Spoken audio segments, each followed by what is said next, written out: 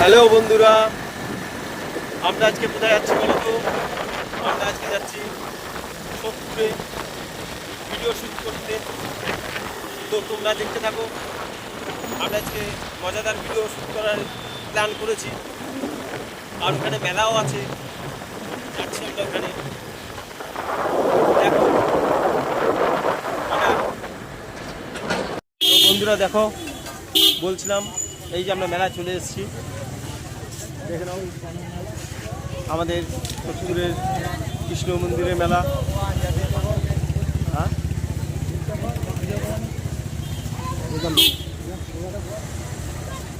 দেখো ওই যে দেখে নাও আমাদের মেলাটা। আজকে আমরা মেলা ঘোরা হয়ে গেছে, তো আবার আমরা মঙ্গল পাণ্ডের দিকে যাব।